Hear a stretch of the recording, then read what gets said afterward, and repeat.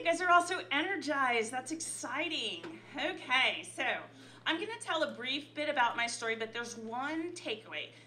There's one takeaway, and I'm going to tell you guys beforehand there's a takeaway, because when I get to it, I'm going to remind you that it's a takeaway.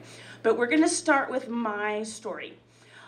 In 2008, how many people's retirement accounts crashed in 2008?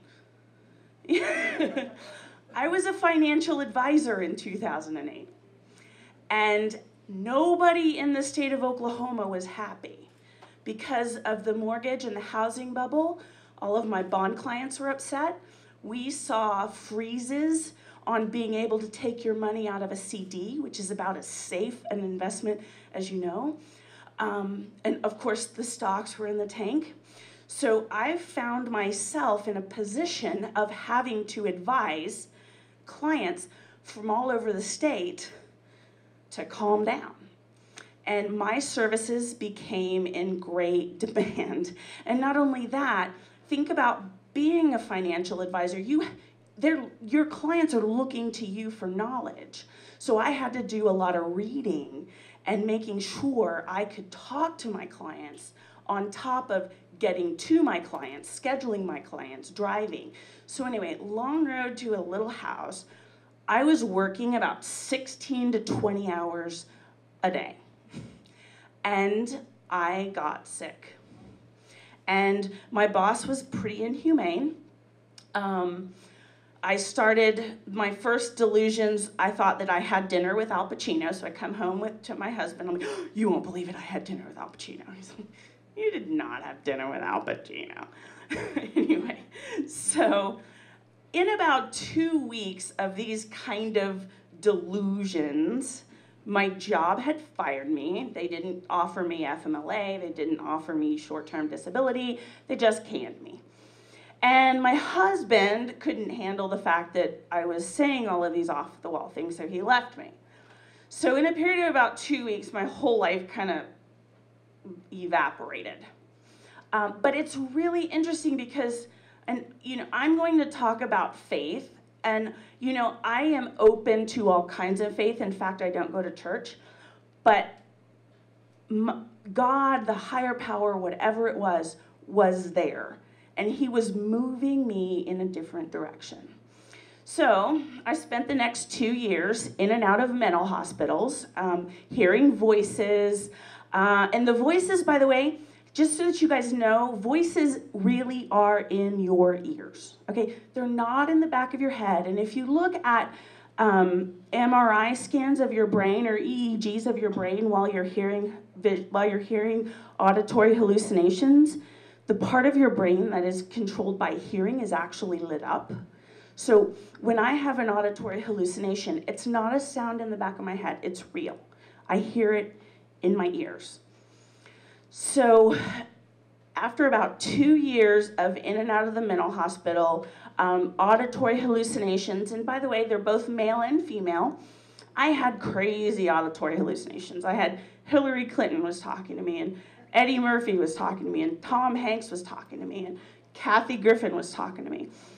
And my worst auditory hallucination, I had this woman, and she just screeched at me. And she made me rhyme with her. So she would screech dog, and I would have to say fog. And so the auditory hallucinations get to the point where you can't have a conversation with anybody else around you. Mental illness is really, really isolating. So it took about 2 years of me going in and out of the hospital before we finally got my medications correct. And I've now been stable on my medications for about 5 years. And what I've been through also, when you start on the medication, you just feel terrible. I spent another year, I wasn't hallucinating, but I was severely and profoundly depressed. I didn't bathe, I didn't leave the house. And it wasn't until I started doing a little bit of work that my life started moving again. So I started doing temp work, because that was really all I could handle at the time. And then I started working at the mall part-time. And I started volunteering at the National Alliance for Mental Illness, which is where I work today. Today, I'm an AmeriCorps volunteer for the National Alliance for Mental Illness, and I answer crisis calls, and also I'm trained to lead support groups, and I have a support group called Working Towards Wellness for people who are struggling with mental illness, and they're getting benefits, but they want to know how their benefits are going to be affected if they go out into the work world. So I deal a lot with people who are mentally ill. Now, here's my takeaway that I really want you to know about. I'm on the phone a lot with people who are mentally ill.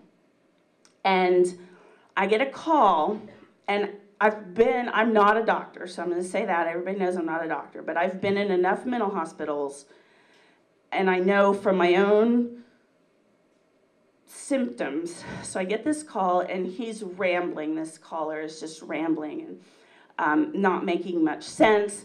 And every now and then, if I asked him a pointed question on the phone, I could get him to give me a sane response. But it took me about an hour of dealing with his constant rambling, and I have seen disorganized schizophrenics in the hospital. And so I recognized kind of what he was. And so I'm on the phone with him. I need to find out where you are, what's going on. You don't have your medicine. You're diabetic and you haven't eaten. You don't have diabetic supplies. So I'm on the phone with him for about an hour, and I choose to call 911 for him because not only are we having mental problems, we're also having some physical problems. So I call 911. I stay on the phone with him for another half an hour until the EMTs get there. And at that time, we had been on the phone for about an hour and a half, and so we had built a rapport. So as soon as the EMS workers got there, he handed the phone to them, and I say, here's what I think. I'm not a doctor, but I've been in enough mental hospitals here. Here's what I think is going on. So they took him, and this was in rural Oklahoma, by the way. They took him, and they took him into the hospital, and I thought, okay, so we've got him. He's safe. He's going to get what he needs. He's okay. 2 hours later, and I'm not kidding, this is a true story, he's back on the phone with me, rambling. He's back at the homeless shelter. He's had something to eat. They gave him an asthma treatment, and they gave him 0 mental health help.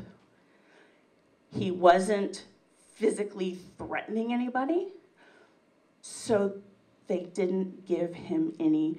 He was just rambling. He was just rambling and rambling and rambling, but he got no mental health help, guys. And that's when Jacqueline talks about the fact that we are 48th in the nation based on mental health funding. That's where the rubber hits the road, guys. I hear it every single day. We ignore mental health problems. And I get it every single day of the week. So the last thing that I really want you guys to know about me, I have a much greater faith. I went to the big box churches before I got sick. I went to the big box churches, and I did all the things that the big box churches told me to do. And when my life crashed, I was angry at the big box churches. And to this day, I can't go back to a big box church. But I have a much better relationship with God. Today, I am doing exactly what He wants me to do. Right now, today, I don't know what it's going to look like in my future, but today I am helping people with mental illness move forward and live successfully. And I'm so thankful to have gotten rid of church and gained spirituality. And my hopes and dreams for the future, guys, I'm in film school at OCCC. And I'm really excited about it. I want to start a 501c3 that makes movies about people with mental illness, that helps educate the public about mental illness, but also takes the profit from those movies and ultimately puts it back into the mental health community. So that's my hopes and dreams. Right now I'm working at NAMI, and I'll be here for questions afterwards.